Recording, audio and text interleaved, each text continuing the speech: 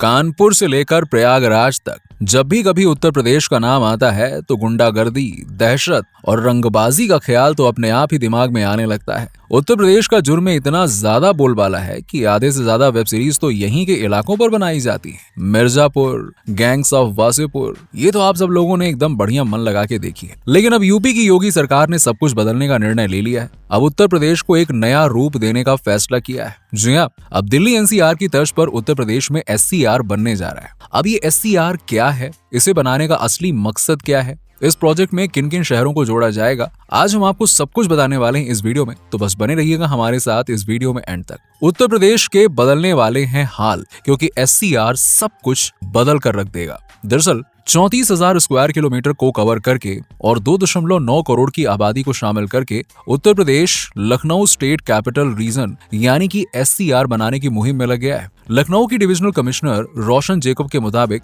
ये पूरा का पूरा एरिया लखनऊ और कानपुर को वर्ल्ड क्लास मॉडल शहर के तौर पे डेवलप करेगा और इकोनॉमी डेवलपमेंट को भी इससे गति मिलेगी। ये एक बहुत ही नायाब प्रोजेक्ट होने वाला होगा जो उत्तर प्रदेश की पूरे भारत में छवि ही बदल कर रख देगा। और ये प्रोजेक्ट 4 से 5 साल में $1 ट्रिलियन इकोनॉमी बनने के लिए स्टेट के टारगेट का हिस्सा है। रोशन जेकब बताती हैं कि दोनों शहरों के आसपास वाले एरिया में इंडस्ट्रियल एरिया डेवलप किए जाएंगे जो लोगों के लिए रोजगार का एक बहुत ही बड़ा अवसर होगा, क्योंकि जब बात इंडस्ट्रियल एरिया की आती है तो यूपी में उसका दूर दूर तक कोई नामो निशान नहीं है। इसीलिए लोगों को दिल्ली, मुंबई और बेंगलुरु जैसे बड़े शहरों में कमाने के लिए भागना पड़ता है। पर जब ये प्रोजेक्ट पूरा हो जाएगा तो उत्तर प्रदेश में रहने वाले किसी भी नौजवान को रोजगार के लिए अपना राज्य छोड़कर जाना नहीं पड़ेगा। ऊपर से उत्तर प्रदेश सरकार ने प्रपोजल के लिए एक प्रोजेक्ट कंसल्टेंट का भी सिलेक्शन शुरू कर दिया है। दोस्तों, आप बस इतना समझ लीजिए कि लखनऊ एससीआर का डेवलपमेंट दिल्ली एनसीआर की तरह ही होगा। ये प्रोजेक्ट प्राइवेट इन्वेस्टमेंट को अपनी तरफ आकर्षित करने में कोई कसर नहीं छोड़ेगा। इस प्रोजेक्ट में लखनऊ और कानपुर के खास शहरों को इन्वॉल्व किया गया है, जैसे कि लखनऊ, कानपुर, उन्नाव, कानपुर देहात, रायबरेली, बाराबंकी, सीतापुर और हरदोई समेत 8 जिले ऐसे होंगे जिन्हें एक इंडस्ट्रियल सिटी का रूप दिया जाएगा। उत्तर प्रदेश सरकार इन इलाकों में रोजगार की एक नई लहर लेकर आएगी, जहां लोगों के पास में जॉब अपॉर्चुनिटी की कोई कमी नहीं होगी। साथ ही एससीआर बनने से इन जिलों को बेहतर ट्रांसपोर्ट सिस्टम, लॉजिस्टिक्स और इंफ्रास्ट्रक्चर की जरूरतें मुहैया कराई जाएंगी, क्योंकि ये बात तो साफ है कि ये जिले यूपी में बहुत बड़ी तादाद में पहले से ही एक्सप्रेस वे से जुड़े हुए हैं, जो लोकल एग्रीकल्चर और ट्रेडिशनल इंडस्ट्रीज का फायदा उठाने के काम आएंगे। उत्तर प्रदेश सरकार के प्लान्स केवल यहीं तक नहीं है, बल्कि लखनऊ और कानपुर को high speed dedicated flight corridor से भी जोड़ा जाएगा। जब ये पूरा रोड मैप बनकर तैयार होगा तो एससीआर बनने में ज्यादा समय नहीं लगेगा, क्योंकि इसके लिए जो ग्राउंड लेवल में काम होना है वो पहले से ही तैयार होगा। लखनऊ एससीआर के बॉर्डर पर उत्तर प्रदेश में 7 रीजनल डेवलपमेंट एरियाज भी स्थापित किए जाएंगे,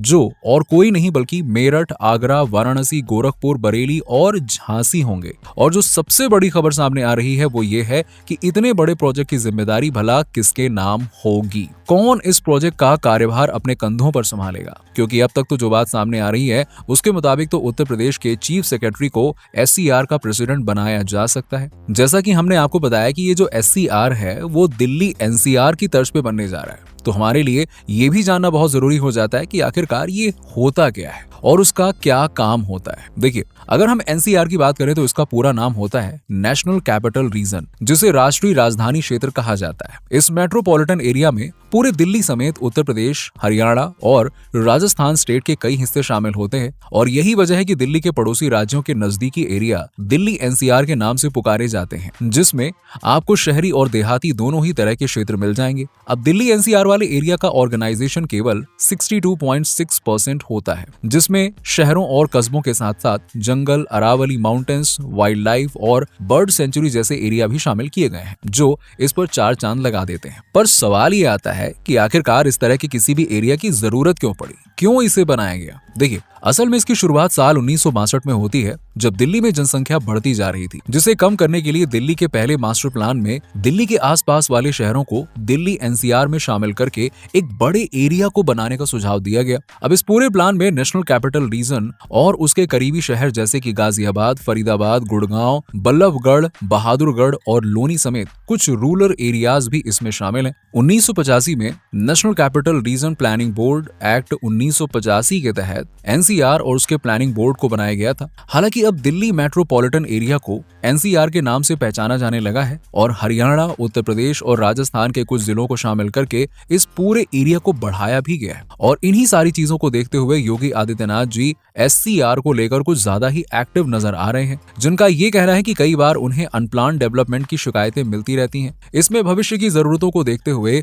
स्टेट कैपिटल टेरिटरी का गठन करना बहुत ही ज्यादा जरूरी चीज बन गई है। अपने एक इंटरव्यू में योगी आदित्यनाथ जी कहते हैं कि लखनऊ ग्रीन कॉरिडोर के प्लान को जल्द से जल्द शुरू किया जाएगा। नगर निगम लखनऊ के दायरे का भी विस्तार किया जाएगा। इतना ही नहीं, मुख्यमंत्री जी ने अधिकारियों से ये तक कह के रखा है कि फीस जमा करवाने, घर का नक्शा पास करवाने जैसी छोटी छोटी चीजों के लिए आम आदमी को कोई परेशानी ना हो। इसीलिए गवर्नमेंट अथॉरिटीज को अपने काम करने के तरीके में बहुत बड़ा बदलाव लाना होगा ताकि लोग बिना किसी तकलीफ के सहूलियतों से ये सारे के सारे काम कर सके। क्योंकि अगर उत्तर प्रदेश सरकार के कामों पर नजर डाली जाए तो ये बात तो साफ है कि सरकार इस प्रोजेक्ट को लेकर काफी गंभीरता के साथ आगे बढ़ रही है। भारत में रोड, रेलवे और मेट्रो जैसे ट्रांसपोर्ट में सुधार के लिए तेज गति से काम किया जा रहा है और यही सब देखते हुए ट्रांसपोर्ट सर्विसेज के एक्सपेंशन के लिए उत्तर प्रदेश सरकार मेट्रो और रैपिड रेल के प्रोजेक्ट में 2456 करोड़ रुपए खर्च करने का प्लान कर रही है और मेट्रो से गोरखपुर और वाराणसी समेत दूसरे शहरों को जोड़ने के लिए भी तेजी से ट्रांसपोर्टेशन प्रोजेक्ट शुरू किए गए हैं। यहाँ तक कि रोड और फ्लाईओवर कंस्ट्रक्शन के लिए भी एक बड़ा बजट तय किया जा रहा है। कानपुर और आगरा मेट्रो की बात की जाए तो उसके लिए भी 1150 करोड़ का बजट तैयार हो रहा है। इतने बड़े बड़े प्रोजेक्ट्स को देखकर तो यही लग रहा है कि यूपी तो एकदम तेजी के साथ जबरदस्त तरक्की की राह पर है और साल 2023 में यूपी ग्लोबल इन्वेस्टर समिट का सबसे ज्यादा असर यहीं पर देखने को मिल रहा है, जहां उत्तर प्रदेश में ट्रैफिक कनेक्टिविटी के लिए सरकार की तरफ से अलग अलग प्रोजेक्ट्स में करोड़ों रुपए खर्च किए जा रहे हैं। अकेले रैपिड रेल प्रोजेक्ट में ही 1306 करोड़ रुपए खर्च होने वाले हैं। वहीं वाराणसी, गोरखपुर और दूसरे शहरों में मेट्रो रेल प्रोजेक्ट के लिए भी एक बड़ा बजट अरेंज किया जा रहा है और बनारस के रोपवे सर्विस के डेवलपमेंट में भी 150 करोड़ रुपए खर्च किए जाएंगे। इसी तरह स्टेट हाईवे एक्सपेंशन के लिए सरकार इस साल बहुत ज्यादा पैसा खर्च करने जा रही है। यानी कि देखा जाए तो उत्तर प्रदेश सरकार का बजट काफी ज्यादा है और ये सभी पैसे राज्य के विकास में लगाए जा रहे हैं ताकि यूपी को लोग उसकी आबादी की वजह से नहीं बल्कि यहाँ मौजूद इंडस्ट्री और बेहतर ट्रांसपोर्टेशन की वजह से पहचाने। उत्तर प्रदेश की सड़कों और फ्लाईओवर के कंस्ट्रक्शन के लिए सरकार ने 21,000 करोड़ का पूरा बजट तैयार किया है। ऐसे ही रेलवे ओवरब्रिज कंस्ट्रक्शन के लिए 1700 करोड़ का इंतजाम किया जा रहा है। और अगर हम यूपी ग्लोबल इन्वेस्टर समिट के बारे में बात करें तो इसका इवेंट 2023 में 10 से 12 फरवरी तक चला था, जिसमें करीबन 13 देशों के इन्वेस्टर्स हिस्सा लेने के लिए लखनऊ पहुंचे थे और इस पूरे इवेंट का सबसे बड़ा मकसद यूपी में फॉरेन इन्वेस्टर्स को आकर्षित करना था, जिसमें दुनिया भर के इन्वेस्टर्स और कंपनियों को बुलाया गया था और इवेंट में शामिल होने वाली कंपनियों को स्टेट गवर्नमेंट की तरफ से कॉर्पोरेट सेक्टर में छूट से लेकर अरेंजमेंट तक के बारे में डिटेल में बताया गया था कि कैसे उत्तर प्रदेश का वर्किंग एनवायरनमेंट विदेशी कंपनियों के लिए बेहतर होगा, उन्हें यहाँ कोई तकलीफ नहीं होगी, सारी की सारी अरेंजमेंट हो जाएंगी वगैरह वगैरह वगैरह, और कैसे वो आसानी से यहाँ ग्रोथ कर पाएंगे। और यही वजह है कि उत्तर प्रदेश पर इन्वेस्ट करने वाले लोगों की संख्या बढ़ती जा रही। लोगों को इस राज्य में काफी ज्यादा पोटेंशियल दिखाई देने लग रहा है, जो कि आने वाले समय में बड़े बड़े भारतीय राज्यों को पीछे छोड़ सकता है। वहीं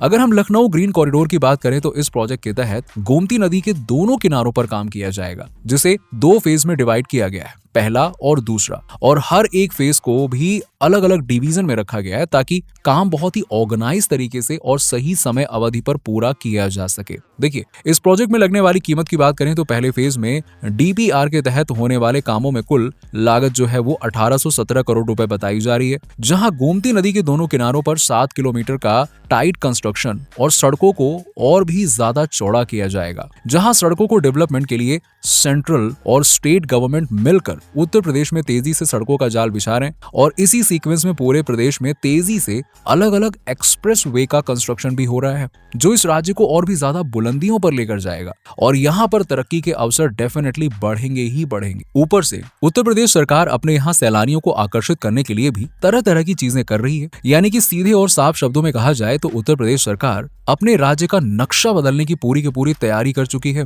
ताकि आने वाले समय में ना ही यहाँ के लोगों को दूसरे राज्यों में कमाने कमाने के लिए जाना पड़े और ना ही लोग उत्तर प्रदेश को केवल बाहुबल और बढ़ती जनसंख्या वाला प्रदेश समझें। वैसे आपको यूपी सरकार का ये मास्टर प्लान कैसा लगा और आप इस बारे में क्या कहना चाहते हैं, जरा अपनी राय नीचे हमें कमेंट बॉक्स में देना बिल्कुल मत भूलिएगा। और साथ ही साथ ऐसी ही इन्फॉर्मेशन से भरी वीडियोस को देखते रहने के लिए हमारे चैनल को सब्सक्राइब जरूर कर दीजिएगा। चलिए मिलते हैं आपसे अगले वीडियो में, तब तक के लिए धन्यवाद, बाय बाय।